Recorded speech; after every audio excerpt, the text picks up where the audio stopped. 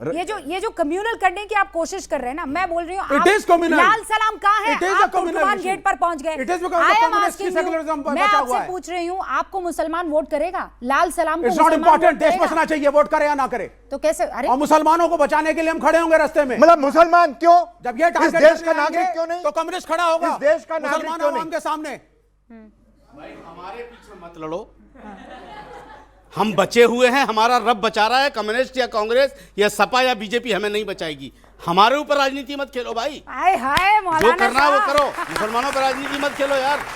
धर्मेंद्र यादव जी, अब आपका समय शुरू होता है, पर मत भूलिएगा मौलाना साहब एकदम बगल में खड़े हुए हैं।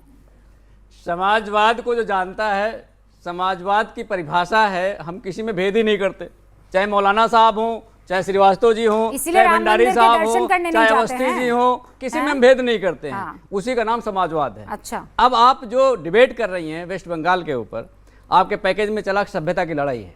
मैं आपसे दावे के साथ कह सकता हूं, जिस दिन इस देश में सभ्यता की लड़ाई हो जाएगी, उस दिन ये पूरा देश एक साथ लड़ेगा। अकेले बीजेपी नहीं लड़ेगी। जब सभ्यता की लड़ाई लड़ते हैं तो बीजेपी जाकर टीएमसी से नहीं लड़ेगी। ये सभ्यता की लड़ाई नहीं है, ये कुर्सी की लड़ाई है, ये सत्ता की लड़ाई है, ये मलाई की लड़ाई है जो भारतीय जनता पार्टी के मुंह में लगी हुई है। भारतीय जनता पार्टी देश के लिए कुछ नहीं करना चाहती। -40 नंबर पे एमबीबीएस डॉक्टर, एमडी डॉक्टर बना रही है। किस लिए? प्राइवेट कॉलेज के जो मालिक है उनके दबाव में, ताकि उनके एडमिशन हो जाए। और -40 नंबर वाले से आपको ऑपरेशन कराना पड़ सकता है, हो सकता है किडनी बदल भी जाए। ये है भारतीय जनता पार्टी का असली चेहरा। युवा बैठे हैं, इसलिए मैंने नीट का वोट किया। एक सवाल, -40 कट ऑफ किसके लिए है? किसी के लिए भी हो नहीं, किसके लिए?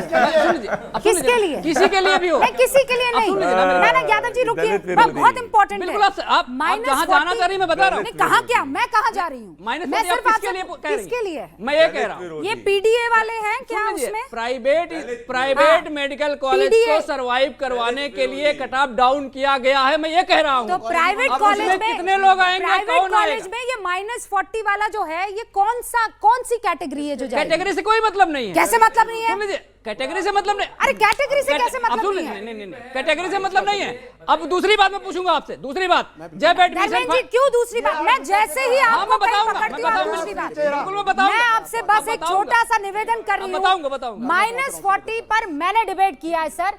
देश का कोई चैनल था जिसने डिबेट किया हो, मुझे बता दीजिए। मैंने सरकार को कटघरे में खड़ा किया है कि मेरा बच्चा भी -40 वाला अगर होगा तो मैं उससे इलाज नहीं करवाऊंगी। बिल्कुल, प्रदीप भंडारी नहीं, पर रुकिए, -40 उन बैकवर्ड बच्चों के लिए है जो प्राइवेट कॉलेज में सीटें खाली होने के लिए उनको वहां एडमिशन मिल जाए। आप तो उसी की राजनीति करते हैं ना। वहां से बंगाल लेकर चलूं आपको? हाँ बिल्कुल, बंगाल चलते हैं। बिल्कुल बंगाल चलते हैं, बिल्कुल बंगाल चलते हैं। आइए। अब जो लड़ाई हमारी, आप वहां पर -40 है। कहाँ पे? बंगाल में। बंगाल की डिबेट में -40 बता रहा हूँ। और आपका कोई कोटा नहीं है। रूबिका जी, कोटा मैं बता रहा हूँ। प्राइवेट इंजीनियरिंग, दीदी से मोहब्बत है भैया। मैंने कहा चुनाव लड़ रहे हैं, सुनिए तो सही। Private engineering college, private medical college. Bengal में क्या करेंगे? बंगाल में क्या करेंगे? मैं आपसे ये कह रहा हूं कि भारत की जो स्वास्थ्य व्यवस्था, मेरा जो कहने का मतलब था, जो भारत की स्वास्थ्य व्यवस्था आने वाले 10 सालों बाद, जब भारत 2047 में विश्व गुरु बनेगा, भैया मैं डिबेट कर चुकी हूं। मैं बताना चाह रहा हूं, ये भारतीय बंगाल की स्वास्थ्य व्यवस्था बताइए ना, पॉलिटिकल स्वास्थ्य व्यवस्था। आरजी कर मेडिकल बंगाल में आप दीदी के साथ है ना? बिल्कुल साथ है, बिल्कुल साथ है। तो दीदी एकदम आ रही है ना? बिल्कुल आ रही है, आ रही है। वजह कानून व्यवस्था अच्छी है, विकास अच्छा है, विजनरी लीडर है, लीडर है, ये है समाजवाद। बिल्कुल बिल्कुल बिल्कुल। और बताइए, खुद ही हंस रहे हैं, खुद हंस रहे हैं, खुद ही हंस रहे हो आप। ये खुद ही हंस रहे हैं। क्यों नहीं हंसेंगे? खुशी में हंसता ही हंस रहे हैं। भाई प्रदीप भंडारी नहीं हंसे, हम वो अलग बात है, मैं तो हंसूंगा ही। खुद ही हंस रहे हैं। मैं बताती हूँ ये हंसी कौन सी वाली थी। Johny Johny, yes papa. Eating sugar, no papa. Telling lies, open your mouth, ये वो वाली थी। नहीं, बिल्कुल नहीं थी वो। आपका इंटरप्रिटेशन हो सकता है, आपका इंटरप्रिटेशन हो सकता है। मेरा नहीं, बच्चों ने बताया है भैया, यहाँ जनता बता रही है। मेरी बात मैंने कुछ नहीं किया।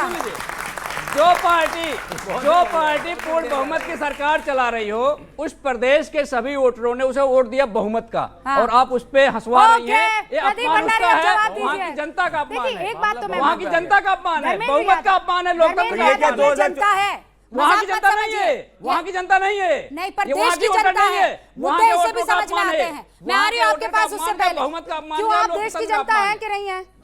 ठीक है धर्मेंद्र, पहले मैं आप वाली जनता लेकर आती हूँ। धर्मेंद्र जी की बात से कोई इत्तेफाक यहाँ रख रहा है?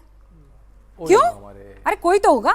एक आध साइड में बीजेपी का पूछ लीजिए कितने हैं, पूछ लीजिए। बीजेपी क्या होता है सर? बंगाल से कितने अब सब धर्मेंद्र क्या ये होते तो हैं? बताओ। नहीं क्यों, अरे ये देश की जनता है ये। What do you mean Bengal की? बंगाल की आर यू अ बंगाली? देश की जनता नहीं है। Are you a Bengali? No no no, okay Dharmendra Yadav, are you a Bengali? My party has हाँ? A stake there. नहीं आप, अरे your party Yes, has a but stake are you a there. Bengali? No, मेरी पार्टी का स्टेक है। हम तो तो देश का स्टेक है वहाँ पर। अगर बंगाल हाँ, के इश्यूज सर, पे, आप लोगों अगर की- बंगाल के इश्यूज पे लोकसभा नॉलेज है तो ना बात विधानसभा। करो। Anybody- कोई ऐसा है जो विवेक जी को जवाब देना चाहता है? एमएलए कितने हैं आपके आजकल हाँ बंगाल में?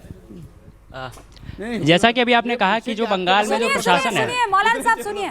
हाँ। जैसा कि अभी आपने कहा कि जो बंगाल में शासन है वो बहुत ही सुदृढ़ है। जैसे कि अभी दुर्गापुर रेप केस में ममता बनर्जी का एक बयान आता है और वो कहती हैं जो अपराधी था उससे सवाल करने के बजाय वो पीड़िता से पूछती हैं कि वो रात को 12:30 बजे बाहर क्या कर रही थी। तो क्या इस तरीके से वो महिलाओं की सुरक्षा को सुनिश्चित करेंगी?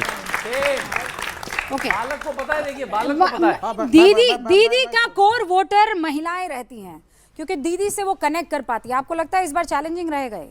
डेफिनेटली, क्योंकि ऑब्वियसली मतलब Mamata Banerjee while being a CM, Mamata Banerjee while being a CM herself ऐसा कमेंट लड़कियों पे करना, नोइंग कि उनकी पूरी ऑडियंस, उनके वोटर सबसे ज़्यादा महिलाएं होती है, उनके लिए बहुत ही चैलेंजिंग होगा ऐसा एक्सपेक्ट करना कि हम as girls, as young girls उनको वोट करेंगे। अच्छा, ममता बनर्जी को स्ट्रॉन्ग ताली लीडर के बजानी तौर पर चाहिए थी कितने आप लोग लोगों को, मानते ताली हैं? नहीं बजाई आपने।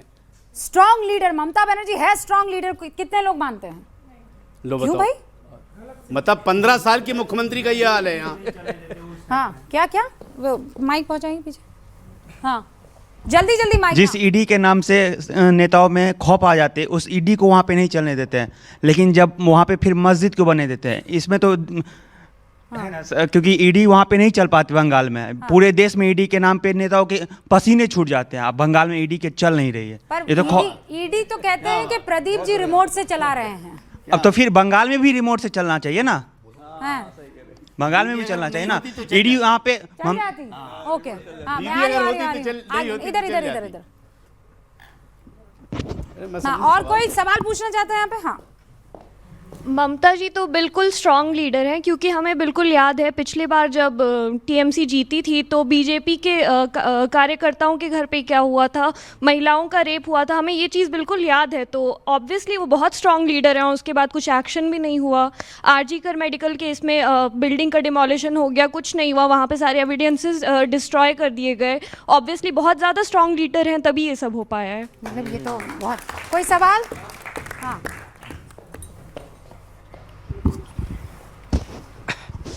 मेरा सवाल विवेक श्रीवास्तव जी से है। आपने अभी डिबेट के शुरू में, हालांकि डिबेट पश्चिम बंगाल पे है, बट इन्होंने कहा कई मुगल रूलर्स का नाम लिया, इन्होंने कहा औरंगजेब के साथ है।